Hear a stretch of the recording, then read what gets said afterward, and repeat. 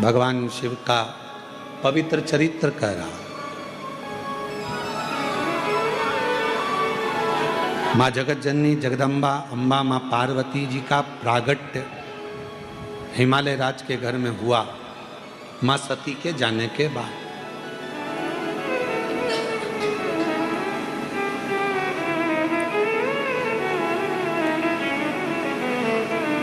सती माँ चली गई, शरीर छूट गया और शरीर छूटने के बाद माँ सती पहले तो एक कोयल का जन्म लेती हैं, फिर एक माँ पार्वती का जन्म लेती हैं।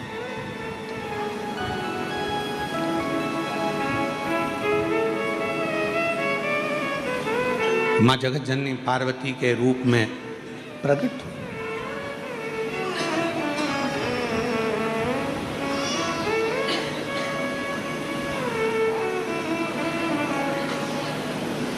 एक व्यक्ति ने एक प्रश्न किया कि गुरुजी,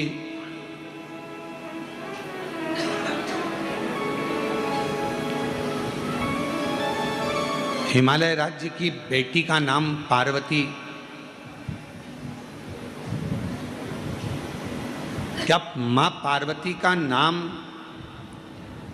संपूर्ण विश्व के शांति को, पोषण को, विश्व भरण को, संपूर्ण विश्व के पेट भरने को जागृत करता है? यदि हम देवी भागवत पढ़ें और देवी भागवत का स्मरण करें या शिव महापुराण की कथा का स्मरण करें तो केवल माँ पार्वती का नाम, गौरी शंकर, गौरा पार्वती, भगवान देवाधिदेव महादेव के साथ जब हम माँ पार्वती के नाम का उच्चारण करते हैं, केवल माँ पार्वती के नाम का उच्चारण, तो आप महसूस करेंगे कि आपके अंदर एक अलग से ऊर्जा, एक अलग से बल आपके शरीर में आ रहा है।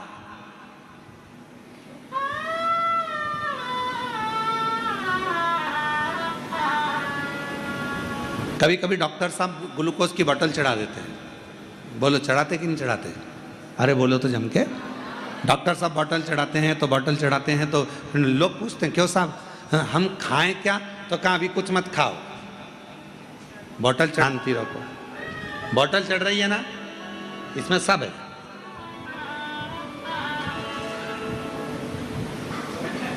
इस बोतल में सब कुछ है, चिंता मत करो। फिर कोई मिलने आया,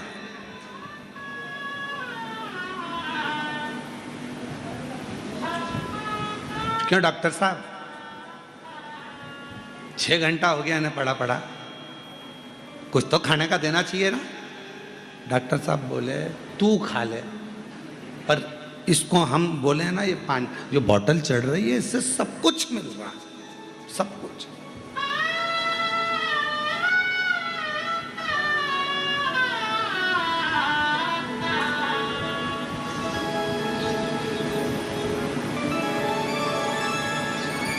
फिर एक व्यक्ति आया, समझदार था, पढ़ा लिखा था, अच्छा था। उसने देखा साहब तुम्हारे शरीर में जब से ये तुम घर से चले थे जब बहुत बीमार दिख रहे थे, पर ये बोतल लगने के बाद तुम्हारा शरीर में एनर्जी दिख रही है, बल दिख रहा।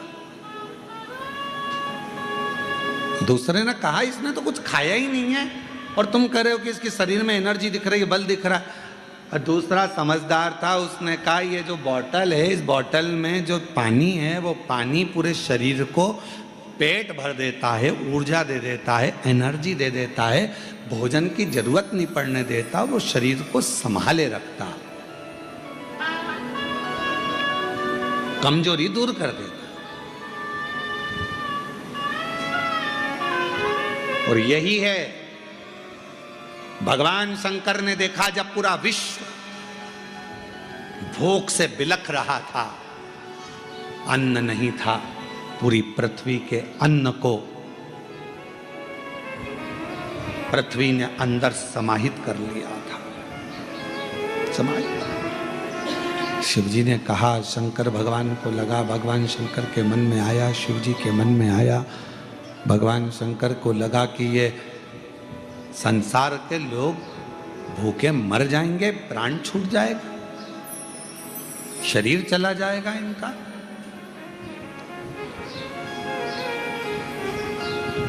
कौन इनको जपेगा, क्या होगा? तब भगवान देवाधिदेव, जितनी देर आप भगवान शिव की कथा में अपने मन को लगाते हो, चित्त को लगाते हो, हृदय को लगाते हो, उतनी देर भगवान नारायण, ब्रह्मदेव, इंद्रदेव, 33 कोटि देवता पितृलोक में आपके पूर्वजों के कंधे पर हाथ रखकर कथा को श्रवण करते हैं।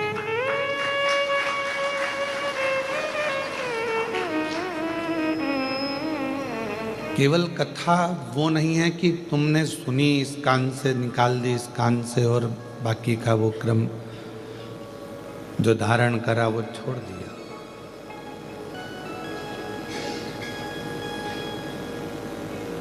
कथा का सबसे बड़ा क्रम ये है कि इन पूरी 7 दिन की कथा में से, भगवान की विरल कथा में से कुछ ऐसा ग्रहण कर लो जो आपकी जिंदगी को सार्थक बना दे। आज जलगांव कथा के यजमान परिवार भी यहाँ पर विराजमान है। मैं उनको भी बहुत बहुत साधुवाद देता हूँ, जिनके यहाँ 3 अक्टूबर से 9 अक्टूबर तक शिव महापुराण की दिव्य और भव्य कथा जलगांव में होने जा रही है। कथा केवल सुन लिया, बहुत सारे महाराज आते हैं, कथा कहते हैं और चले जाते हैं। कथा आपने सुन ली, आप भी अपने घर चले जाते हो, वो कथा नहीं है। उसको हम कथा नहीं कह सकते। कथा का सबसे बड़ा सार तत्व वो है कि आपने 7 दिन में से थोड़ा सा अंश मात्र भी अगर अपनी जिंदगी में उतार लिया कि मैंने शिव जी के मंदिर जाना चालू कर दिया, शंकर भगवान को 1 लोटा जल चढ़ाना प्रारंभ कर दिया, बेलपत्र चढ़ाना प्रारंभ कर दिया, या शिव मंदिर में सफाई करना प्रारंभ कर दिया, या श्री शिवाय नमस्तुभ्यम बोलना प्रारंभ कर दिया, तो समझ लो कि कथा ने आपके ऊपर असर करा और आप शंकर जी के पास पहुँचे।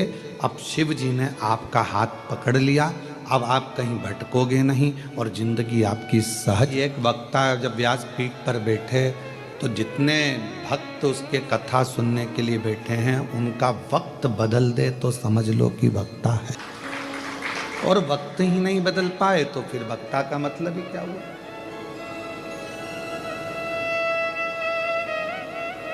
आप अपना स्वभाव, अपना चित्त, अपनी वृत्ति, अपना मन थोड़ा सा बदलेंगे, थोड़ा शिव की ओर लेकर जाएंगे तो वक्ता को भी अच्छा लगेगा।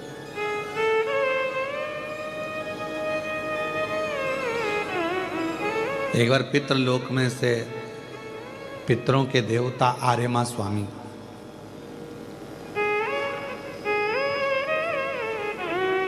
सभी जगह गए, और पितरों के जो देवता हैं आर्यमा, वो हर जगह पर भ्रमण करने के लिए ब्रह्मलोक गए तो ब्रह्माणी ने उनका आदर किया, ब्रह्मा जी ने भी उनका सम्मान किया। वैकुंठ गए तो भगवान नारायण ने उनका सम्मान करा, माँ लक्ष्मी ने उनका आदर करा।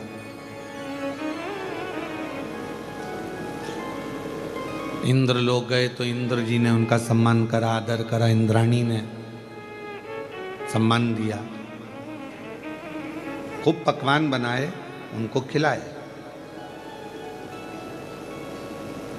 अब जब पितरों को हम इतने सारे पकवान बनाते हैं, भोजन बनाकर खिलाते हैं, तो पितरों के स्वामी को आर्य खिलाया।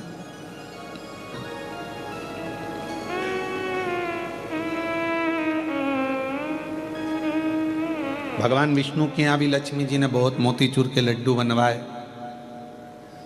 और वो भी आर्यमा स्वामी को खूब खिलाए।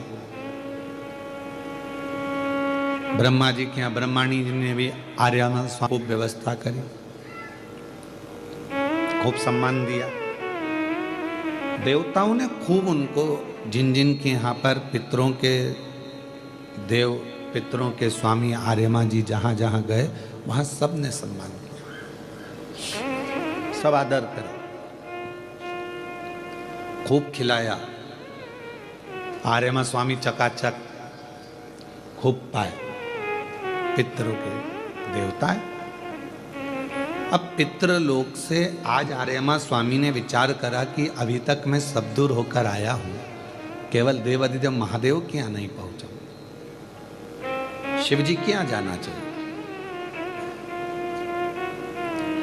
और पितरों के स्वामी आर्यमा भ्रमण करते करते करते करते कैलाश पर्वत पर पहुंच गए। कैलाश पर जैसे ही आर्यमा स्वामी पहुंचे तो भगवान श्री गणेश जी से उनका मिलना हुआ। गणेश जी खेल रहे थे, अपने आनंद में बैठे हुए थे। अब आर्यमा स्वामी ने गणेश जी से पूछा कि आपके पिताजी कहाँ हैं? भगवान श्री गणेश जी महाराज ने समझाते हुए कहा कि वो तो माँ जगत जननी मेरी माता के साथ में, पार्वती जी के साथ में भ्रमण पर गए और कहीं ना कहीं सत्संग में लगे होंगे।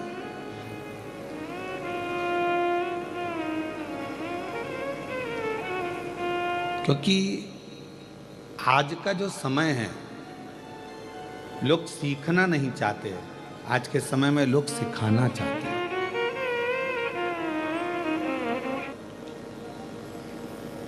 कभी चुपचाप से आप हमारे घर के बाहर खड़े होना एकांत में कहीं, और वहाँ जाकर देखना, जितना हम व्यासपीठ से कहते हैं कि घर के बच्चों को शंकर के मंदिर में एक लोटा जल चढ़ाने भेजो, तो आपको केवल हमने हमारी व्यासपीठ से कहा और हमारे घर के लोग ना करें, ये बात नहीं हो सकती। जो व्यासपीठ से कहा जाता है, सबसे पहले हमारा परिवार उसको फॉलो करता है और मंदिर जाना प्रारंभ करता है। हमारे घर के चाहे राघव जी हों, माधव जी हों, छोटे भाई की बेटी बिट्टो हो, ये सब, चाहे बड़े भैया का पुत्र हो शिवम, सब मंदिर जाते हैं।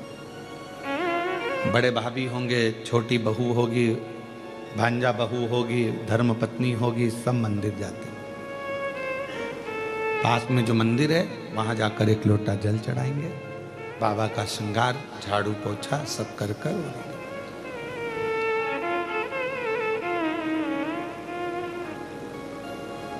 कोई बात अगर हम कह रहे हैं, एक वक्ता के लिए जिंदगी में सबसे बड़ी बात यह होती है कि वो जो बात कहे तो उस पर अपना खुद पर फॉलो जरूर करे। अब कोई विद्वान अगर कोई जगह पर बैठकर उसने ब्रॉडकास्ट किया और उसमें बोल दिया कि भाई सूर्य ग्रहण पड़ा है या चंद्र ग्रहण पड़ा है, चंद्र ग्रहण में 11-12 बजे, दोपहर में 12 बजे सूतक लग जाएगा, तो ना कोई खाए, ना कोई पानी पिए, ना कोई कुछ करे, अभी ग्रहण में बहुत चला। तो जिनने बोला, हम उनसे पूछे, तुमने क्या दोपहर के 12 बजे से लेकर अगले दिन तक क्या पानी नहीं पिया?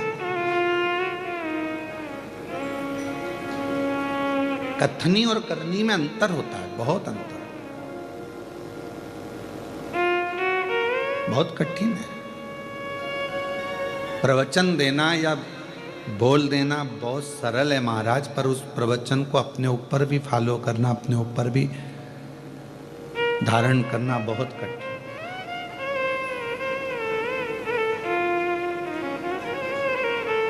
बहुत कठिन बात है। हम स्वयं आज के जमाने में, एक सास सोचती है मैं बहू को सुधार दूं, बहू सोचती है मैं सास को सुधार दूं, पति सोचता है पत्नी को सुधार दूं, पत्नी सोचती है पति को सुधार दूं, बेटी सोचती है माँ को सुधार दूं, माँ सोचती है बेटी को सुधार दूं। पर यहाँ शिव महापुराण की कथा कहती है कि आप किसी को मत सुधारो, अपने आप को सुधार लो।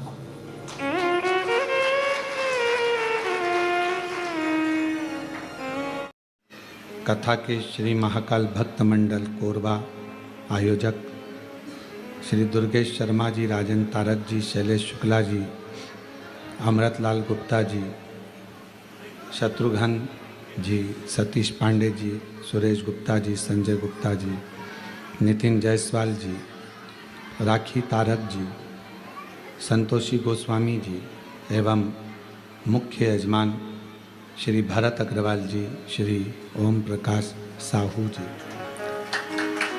एक बार इनके लिए जोरदार ताली बजाकर स्वागत वंदन, जिन्होंने इस पवित्र पावन दिव्य और भव्य कथा का लाभ आप और हमको दिया है।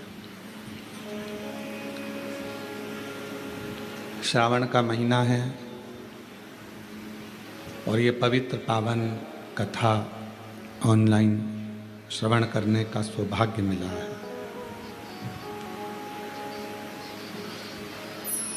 ये शरीर में जो 5 कर्मेंद्री, 5 ज्ञानेंद्री और एक मन, इन 11 इंद्रियों का जो समावेश इस शरीर के अंदर है, वो संपूर्ण इंद्रियां शिव के भजन के लिए और भगवान की अविरल भक्ति के लिए है। पर परिवार को निभाते हुए, परिवार को साथ लेते हुए, जो मनुष्य की देह में हमें फर्ज मिला है, आप तो किसी के बेटे भी हो, आप धर्म पत्नी भी हैं तो किसी की भाभी भी हैं, तो किसी की ताई हैं, किसी की माता है।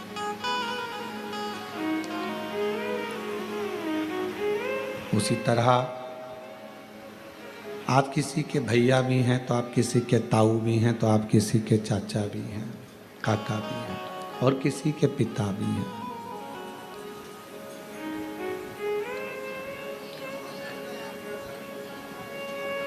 मृत्यु लोक में जन्म लेने के बाद ये हमारा और आपका कर्तव्य हो जाता है कि परिवार को साथ कर चलना,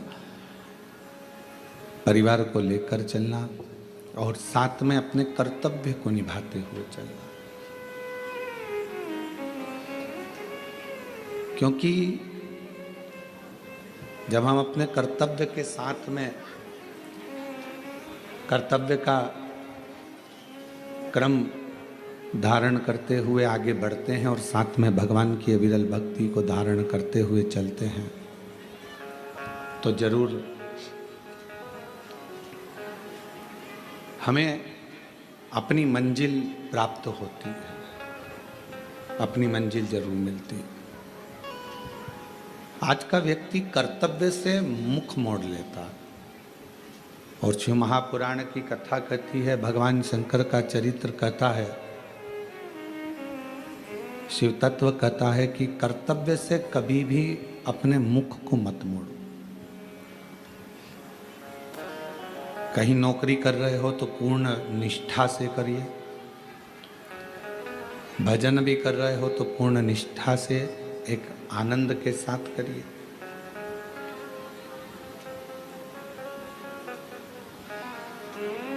किसी का भला कर रहे हो तो वो भी पूर्ण निष्ठा से करिए। बेटी बेटा जब पढ़ाई करते हैं, शिक्षा अध्ययन करते हैं, पढ़ने के लिए स्कूल जाते हैं, विद्या अध्ययन करते हैं, तो हम उनसे हमेशा कहते हैं कि अपनी शिक्षा को अपना लक्ष्य मानो। कोई नौकरी आप पाना चाहते हैं, कोई सर्विस आप पाना चाहते हैं, तो उसको अपना लक्ष्य बना लो।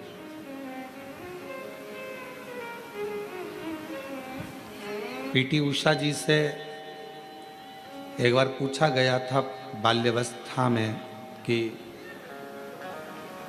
किसी मीडिया वाले ने या पत्रकार बंधु ने या सोशल मीडिया पर पूछा कि आप इतने सारे एक साथ में दौड़ते हैं,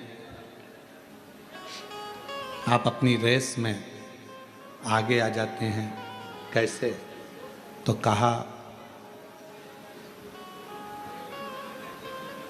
मैं जिस रेस में दौड़ने के लिए खड़ी होती हूँ, सामने जो रस्सी बंधी होती है, जिसको मुझे छूना है, उसको मैं अपना लक्ष्य बना लेती हूँ।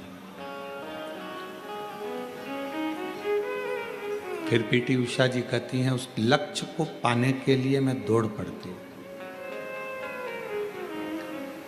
आज व्यक्ति ना जाने कितने कितने लक्ष्य लेकर चल रहा है। एक दुकान अगर उसने मोबाइल की लगाई है और वो दुकान नहीं चली तो उसने कपड़े की खोल ली। कपड़े की दुकान, अपने लक्ष्य को पकड़कर वो व्यक्ति नहीं रखा। अगर वो व्यक्ति एक लक्ष्य बना लेता कि मुझे इसी दुकान से लाभ उठाना है, तो मेरा देव अधिदेव महादेव उसके ऊपर कृपा करना प्रारंभ कर देता और करुणा जरूर करता। हमारा और आपका लक्ष्य एक होना चाहिए। हम लक्ष्य से दूर हट जाते, थोड़ा समय हम सोचते हैं कि ऐसा कर लें, थोड़े समय वैसा कर लें।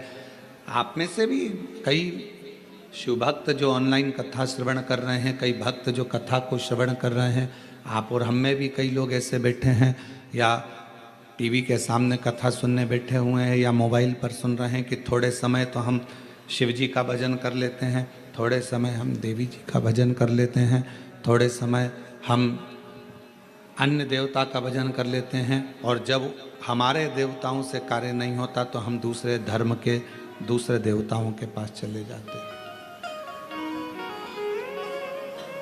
क्यों जाना?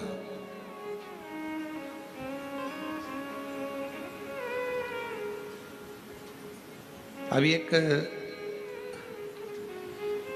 न्यूज़ आ रही थी, उस न्यूज़ में बताया कि किसी ने एआई से, जो एआई का ज़माना चल रहा है, उस एआई से किसी ने पूछा कि मान लो आप अगर मनुष्य होते, इंसान होते, तो आप कौन सा धर्म अपनाते? किस धर्म की ओर आप जाना पसंद करते? मान लो आप इंसान होते, एआई से पूछा किसी ने मैसेज डालकर कि आप अगर इंसान होते और मनुष्य होते, एआई से पूछा, तो आप कौन सा धर्म अपनाते? तो एआई ने उत्तर दिया कि मैं सनातन धर्म अपनाता, सनातन धर्म के सिवा कुछ नहीं। क्योंकि हमारा सनातन धर्म किसी को दुख देना नहीं सिखाता, किसी जीव की हत्या करना नहीं सिखाता, किसी को कष्ट देना नहीं सिखाता। एक सच्चा सनातनी अपने लक्ष्य को निश्चित रखता है, अपने लक्ष्य पर आगे बढ़ता है, अपने कार्य पर आगे बढ़ता है और कार्य पूर्ण करता है। भगवान कभी नहीं कहता कि तुम अपना घर छोड़ दो, परिवार छोड़ दो, कुटुंब छोड़ दो, नाते छोड़ दो, रिश्तेदार छोड़ दो, आप अपने अपने घर को छोड़कर कहीं चले जाओ। ये मेरी शिव महापुराण की कथा नहीं कहती। शिव महापुराण की कथा तो केवल एक बात कहती है कि अपने लक्ष्य पर चलना। जिस नौकरी को पाना चाहते हो उस नौकरी के पीछे पड़ जाओ। जब उस सर्विस के पीछे आप पड़ जाओगे तो आपको लगेगा कि मुझे कलेक्टर बनना है तो कलेक्टर की तैयारी, एसपी बनना है तो एसपी की तैयारी, मंत्री बनना है, विधायक बनना है। कल पार्षद जी आए थे, उनके परिवार के पिताजी 20 साल से तैयारी में लगे थे कि हमें टिकट मिले और हम चुनाव लड़ें।